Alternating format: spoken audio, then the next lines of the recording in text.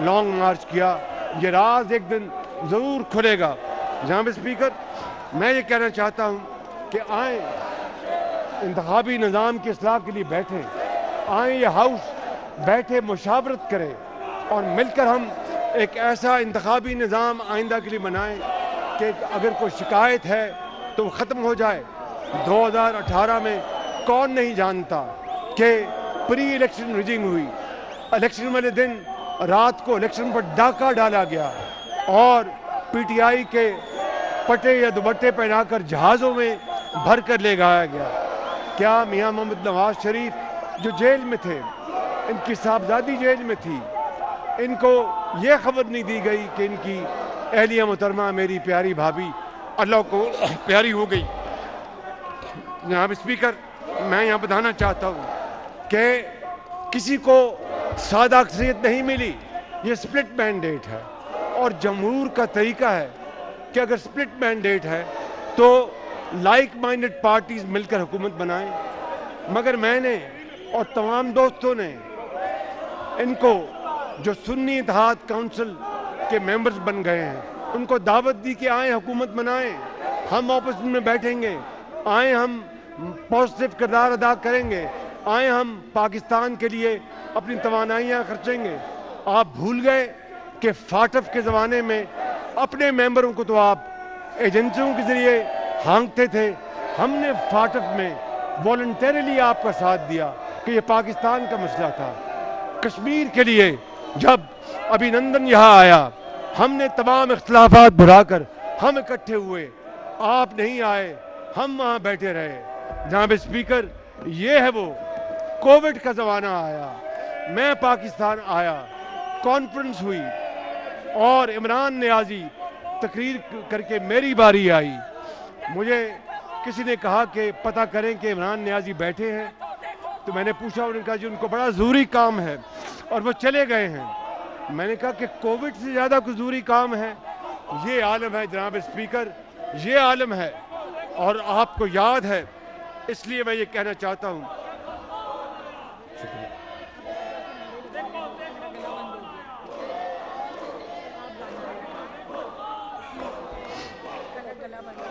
اس لیے جب وہ حکومت نہ بنا سکے ہم نے خوش دلی سے، محبت سے، بات چیت سے حکومت بنائی. یاد رہے کہ اپوزیشن کو 1,70,00,000 ووٹ ملے ہیں اور ان تمام جماعتوں کو 4.5 کروڑ ووٹ ملے ہیں. یہ بات ذہن میں رہنی چاہیے. یہ جمہور کا طریقہ ہے، یہ حکومت بنانے کا طریقہ ہے. اس میں کسی کو اعتراض نہیں ہونا چاہیے.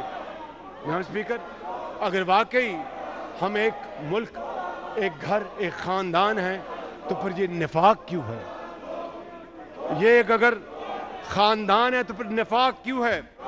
نفرت، گلی گلی گالی گلوچ کا کلچر پھیلا دیا گیا اور معاشرے میں زہر گھول دیا گیا جس کو صاف کرنے میں کئی سال لگ جائیں گے.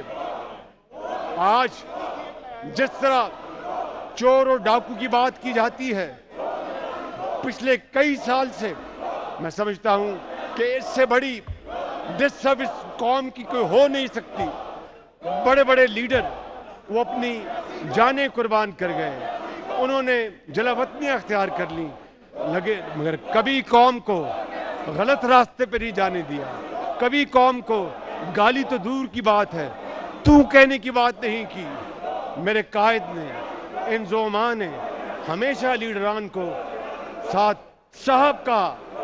تمام تر اختلافات کے باوجود یہی حسن ہے جمہوریت کا، یہی پارلیمانی روایات ہیں، یہی زندگی ہے اور یہی سب کچھ ہے. اور میں آج یہاں پر یہ کہنا چاہتا ہوں جناب اسپیکر، جس طرح میں نے 2018 میں بطور حزب اختلاف کے لیڈر کے اپنی پہلی تقریر میں مساق معیشت کی بات کی تھی، میں نہ صرف آج پھر مساق معیشت کا اعادہ کرتا ہوں، اس کے ساتھ مساق مفاہمت کی بھی میں ان کو دعوت دیتا ہوں. آئیں مل بیٹھیں، آئیں مل بیٹھیں، مل کر ہم پاکستان کی قسمت سنواریں، مل کر ان چیلنجز کا جو میں نے آپ کے سامنے جس کا ذکر کیا ہے ان کو اٹھائیں. میں آپ کو بھی درخواست کرتا ہوں آپ کو بھی اپیل کرتا ہوں کہ آپ جتنا شور مچا لیں، جب ٹھنڈے ہو کر بیٹھیں تو ٹھنڈے دماغ اور دل سے سوچیں کہ کیا میں یہ بات غلط کر رہا ہوں۔ جناب اسپیکر، مجھے ایک بہت اہم بات کرنی ہے اور وہ بڑی حساس بات ہے، اور وہ ہے صوبائی تعصبات کو ختم کرنا۔ یہ 4 اکائیاں یہ پاکستان بناتی ہیں، چاروں میں قومی یکجہتی، چاروں میں ہم آہنگی، چاروں میں محبت، چاروں میں ترقی کی دوڑ مساوی، چاروں کو مساوی حقوق۔ یہ ہے وہ وفاق کا ڈھانچہ جس کو پاکستان کہتے ہیں۔ مجھے بلوچستان کی محرومی کا مکمل ادراک ہے۔ یہ علیحدہ بات ہے کہ جب کسی دور میں، اور خاص طور پر میاں محمد نواز شریف کے دور میں، جب چینی سی پیک کے منصوبوں کو وہاں پر لے جایا گیا تو خالی بلوچستان اس وقت نہیں زد میں تھا دہشت گردی کے، باقی صوبے بھی تھے۔ اور یہاں پر میں یہ کہنا چاہتا ہوں، جہاں پر ان زعماء کے بڑوں نے شہادتوں کا جام نوشید کیا، وہاں پر میرے بزرگ مولانا فضل الرحمان، ان کو پر بھی کئی مرتبہ قاتلانہ حملے ہوئے، اللہ نے اپنا ہاتھ دے کر ان کو بچایا۔ وہاں پر بلور فیملی ہے پشاور کی، سندھ کے عوام نے، سندھ کے سیاسی لیڈروں نے، پنجاب کے عوام نے اور بلوچستان کے عوام نے، پنجاب کے لیڈروں نے قربانیاں دی ہیں۔ اس کی ہمیں آج قدر کرنی چاہیے۔ میں سمجھتا ہوں کہ بلوچستان کا ہمارا بہت پیارا صوبہ ہے۔ میرے بلوچستان کے زعماء یہاں بیٹھے ہیں، ان کی ناراضگیاں جائز بھی ہیں، کچھ جو بھی ہیں ہمیں ان کو ایڈریس کرنا چاہیے۔ اس کے لیے میں سمجھتا ہوں کہ لاپتہ افراد کے مسئلے کو ختم کیے بغیر، مسنگ پرسنز کے مسئلے کو حل کیے بغیر منصفانہ طور پر بلوچستان کے زخموں پر مرہم نہیں رکھا جا سکتا۔ اس لیے میں یہ بات یہاں کہنا چاہتا ہوں کہ پہلی فرصت میں ہم بلوچستان کے زعماء کے ساتھ بیٹھیں گے اور کھلے دل کے ساتھ ہم بات کریں گے، چاہے وہ مسنگ پرسنز کا ہو، چاہے وہ کوئی اور معاملہ ہو۔ ہم کھلے دل کے ساتھ بات کریں گے کہ بلوچستان کی ترقی پاکستان کی ترقی ہے، بلوچستان کا امن پاکستان کا امن ہے، بلوچستان کی خوشحالی پاکستان کی خوشحالی ہے۔ اس کے بغیر پاکستان ترقی اور خوشحالی کا سفر اختیار نہیں کر سکتا۔ اسی لیے علامہ اقبال نے کہا تھا کہ فرد قائم ہے ربط ملت سے، فرد قائم ربط ملت سے ہے، تنہا کچھ نہیں، موج ہے دریا میں بیرون دریا کچھ نہیں۔ پاکستان کی تعمیر نو کے لیے ہر پاکستانی کا عزم نو درکار ہے۔ مہنگائی، غربت اور بے روزگاری کا خاتمہ، نوجوان بچوں اور بچیوں کے لیے بہترین پاکستان، سماجی اور معاشی انصاف، یہ ہمارا نصب العین ہے۔ اس مقصد کے لیے میں اور ہم اپنی زندگی کی تمام توانائیاں صرف کر دیں گے، باقی اللہ تعالیٰ کے ہاتھ میں ہے۔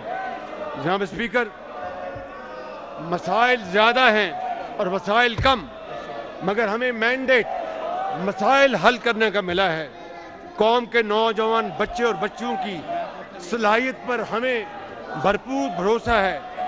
میں آپ سے اظہار اور قربانی، جناب اسپیکر، میں آپ سے عرض کر رہا ہوں اس ایوان کی خدمت میں، پورے پاکستان کے 25 کروڑ عوام سے، کہ میں آپ سے اظہار اور قربانی کی ایسی توقع نہیں رکھوں گا جس کی مثال ہم سب خود نہ بن جائیں۔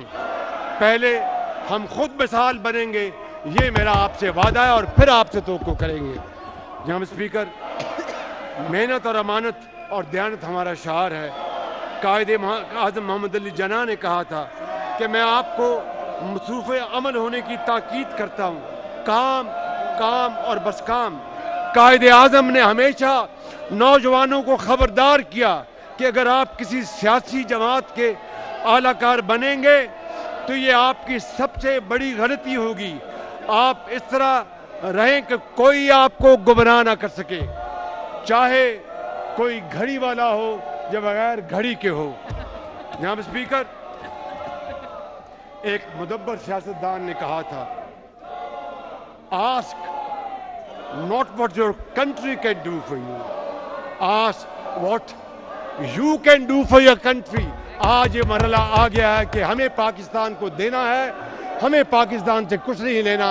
اس نے ہمیں بہت کچھ دیا، انہیں وزیر اعظم بنایا، انہیں اسپیکر بنایا، انہیں پریزیڈنٹ بنایا، انہیں فارن منسٹر بنایا، انہیں اسپیکر بنایا، ان کو وزراء بنایا، مجھے خادم بنایا.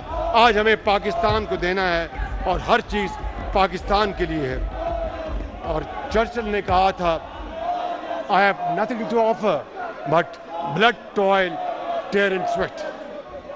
جناب اسپیکر، جب اللہ تعالیٰ کی تائید اور رحمت شامل ہو، نیک نیتی ہو، جذبہ جواں ہو، تو پھر سب کچھ ممکن ہے.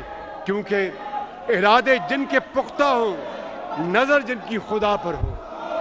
ارادے جن کے پختہ ہوں، نظر جن کی خدا پر ہو، تلاطم خیز موجوں سے وہ گھبرایا نہیں کرتے. جناب اسپیکر، میں آخر میں یہ عرض کروں گا، آخری بات کرنا چاہتا ہوں، اگر آج ہم معجزوں کے منتظر ہیں تو ہمیں جان لینا چاہیے کہ معجزے یا جادو ٹونے کسی کام نہیں آتے جب تک کہ انسانی ہاتھوں سے وہ رونما ہوتے ہیں. محنتی ہاتھوں سے یہ لکیریں اور تقدیریں بدلتی ہیں. ہاتھ ہی دعا ہیں، ہاتھ ہی دوا ہیں، ہاتھ ہی شفا ہیں.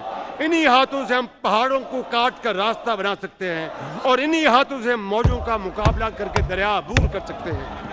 قوم کو اب کسی مزید انتخابی نتیجے کی ضرورت نہیں. عوام کو اب صرف نتیجہ چاہیے، نتیجہ، ان کی ہمت اور برداشت کا نتیجہ، اور ہمارے عزم، کوششوں، قربانیوں اور احسار کا نتیجہ. ہم نے آپس میں بیٹھ کر انہیں مساق معیشت کی پیشکش کی اور اب حکومت میں انہیں مساق مفاہمت کی دوبارہ پیش کر رہا ہوں. ہماری کوئی ذاتی انا نہیں، کیونکہ بات ہو پاکستان کی تو نواز شریف، آصف علی زرداری، بلاول بھٹو، جناب خالد بخشی، جناب ڈاکٹر خالد صدیقی اور جناب علیم خان. پاکستان کی ہماری کوئی ذاتی انا نہیں، کیونکہ پاکستان اور یہ عوام، یہ پورا ہاؤس پاکستان کے لیے ہماری کوئی ذاتی انا نہیں، کیونکہ بات ہو پاکستان کی تو ہم اپنی انا کو فنا کر سکتے ہیں، دفن کر سکتے ہیں. یہ شاید ہمارے آپسی کے دوست آپ بھی کر سکتے ہیں اگر آپ ٹھنڈے دل سے سوچیں. بات ہے سیدھی صاف، عوام کو چاہیے انصاف. بات ہے سیدھی صاف، انصاف. بات ہے سیدھی صاف، عوام کو انصاف چاہیے. پاکستان زندہ باد، قائد اعظم زندہ باد. شکریہ. خدا حافظ. عمر ایوب خان صاحب. ناظرین، منتخب وزیر اعظم شہباز نو منتخب وزیر اعظم شہباز شریف اجلاس سے خطاب کر رہے تھے. ان کا کہنا تھا کہ نواز شریف پر بے بنیاد الزامات لگائے گئے، کیسز بنائے گئے. نواز شریف اور ان کے اہل خانہ کو جلاوطنی پر مجبور کیا گیا. ہم عدلے کی بدلے کی سیاست کا نہیں سوچتے. ہم نے کبھی ریاست کو نقصان نہیں پہنچایا. 9 مئی کو کور کمانڈر ہاؤسز پر حملے کیے گئے. دہشت گردی کے خلاف ہمیں متحد ہونا چاہیے. ہمارے پاس